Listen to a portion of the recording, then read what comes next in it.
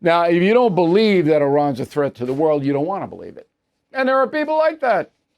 They just live in a bubble. I see it every day. Oh, they're not close to developing a nuclear weapon. And one of these people is the American National Security Director, Tulsi Gabbard.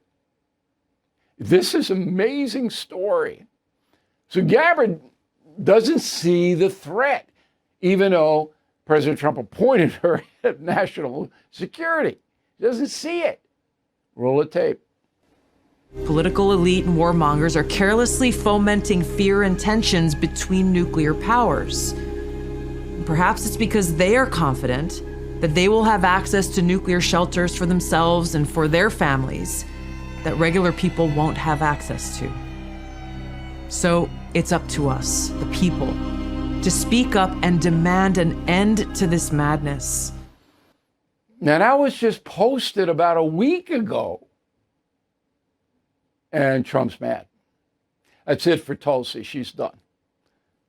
Okay? And when she was appointed national security chief, I like her, by the way. I mean, I've interviewed her a number of times, and I think she's a woman of conviction, but her conviction is isolationism. And Trump should have known that. So she's out. All right, let's sum this up. President Trump's not a warmonger. He doesn't really want to use U.S. air power, but there's a good chance he will.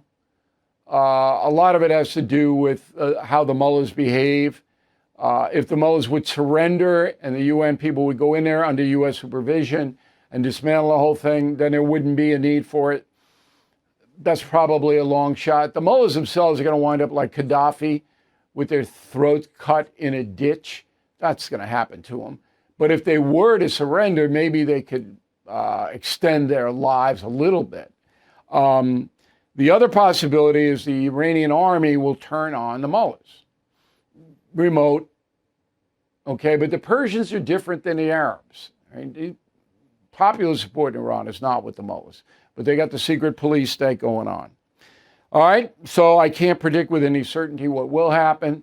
I do know that air power plans are drawn up, and Donald Trump could act on them anytime he wants. It's up to him 100%. Israel doesn't have much say in this. Israel will have to do what we tell them to do. And Netanyahu will be thrilled if we go in and dismantle that Furlough Mountain. And the anti-Semites, the anti-Israel progressive crew, they're touting that we're lackeys to Israel. You know that. That's what all those Columbia University things were all about. You know, Israel's a terrorist state, is a genocide, on and on and on and on. But in real life, Israel's not going to let Iran have an atomic weapon, an atom bomb, a nuclear weapon, because Iran wants to kill them all. Let's face it, the U.S. economy is under stress. National debt rising, trade war shaking the markets. And meanwhile, China is dumping the dollar and stockpiling gold.